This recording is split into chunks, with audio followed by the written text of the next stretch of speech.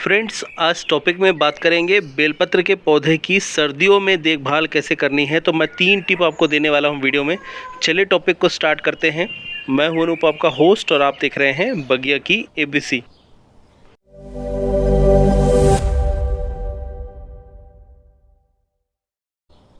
So friends, पहली tip है, plant पे आपको लिमिटेड वाटरिंग करनी है। प्लांट की सॉइल में आपको वीक में एक बार सर्दियों के समय में वाटरिंग करनी है कम से कम, या अधिक से अधिक 2 बार वाटरिंग करनी है।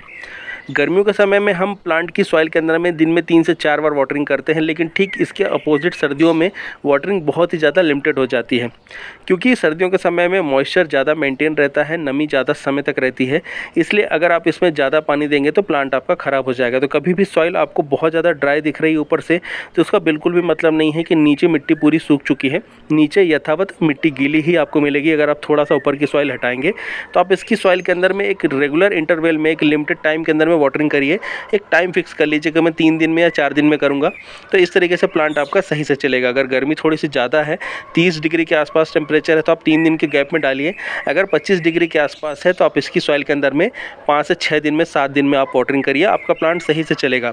इस बात को आपको ध्यान रखना है। अगर इसकी सॉइल बहुत ज़्यादा गीली दिख रही है या गीली दिख रही है तो आपको वाटरिंग नहीं करना है। इस बात को आपको विशेष रूप से ध्यान रखना है, नहीं तो आपका प्लांट खराब हो जाएगा रूट रॉट से, और इसके साथ में सड़न से, गलन से, इन सब चीज़ों से। गर्मियों के समय में हम 4 से 5 बार वाटरिंग करते हैं, लेकिन सर्दियों में ये अपोजिट बिल्कुल हो जाता है इसका केयर टिप। तो इस बात को आपको ध्यान रखना है। दूसरा, आपको प्लांट को फुल सनलाइट में रखना है। ये एक परमानेंट प्लांट है और ये धूप बहुत ज़्यादा पसंद करता है। तो आपको प्लांट को ऐसी जगह पर रखना है जहाँ पे इसे दिन की 4 से 5 घंटे की धूप मिल जाए। मेरा ये प्लांट ऐसी जगह पर रखा है जहाँ पे इसे सुबह से लेके 11 बजे तक की धूप आराम से दिन की मिल जाती है। तो आपको भी इसी तरीके से कुछ अरेंजमेंट करना है। तीसरा है, आज नवंबर की 7 तारीख है और इसकी सॉइल के अंदर में अभी तक अगर आपने कंपोस्ट नहीं दिया है तो आप अभी दे सकते हैं। इसके बाद में आप इसकी सॉइल के अंदर में फिर फरवरी में ही कंपोस्ट दे सकते हैं। इस बात को आपको ध्यान रखना है। तो इस ड्यूरेशन में इसकी जो डोरमेंसी का टाइम होता है सर्दियों का, इस टाइमिंग में आपको कंपोस्ट अप्लाई नहीं करना है। प्लांट ग्रोथ नहीं करता है, इसे बहुत नॉमिनल न्यूट्रिशन की रिक्वायरमेंट होती है, तो आप अभी इसमें दे सकते हैं या फिर फरवरी में ही दीजिए।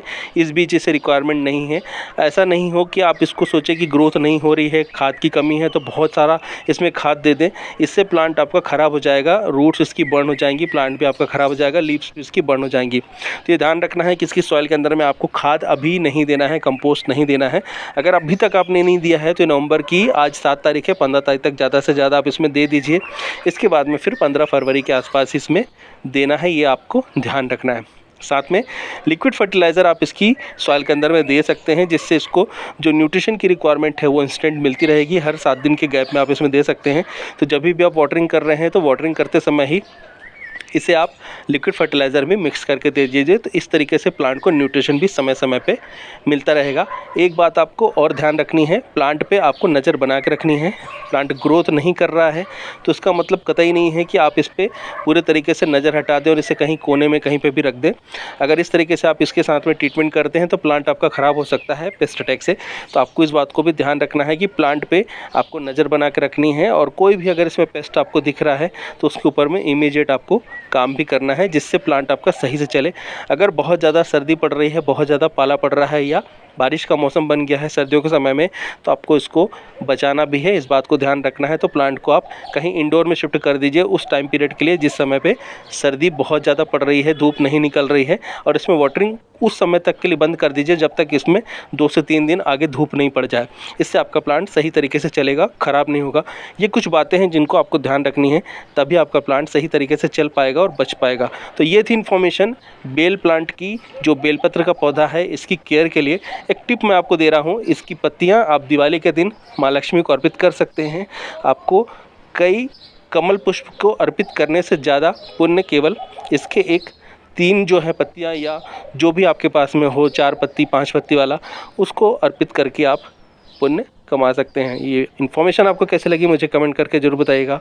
वीडियो अच्छा लगा है तो लाइक एंड शेयर करिए। टिल देन के लिए friends, bye, thank you, happy gardening.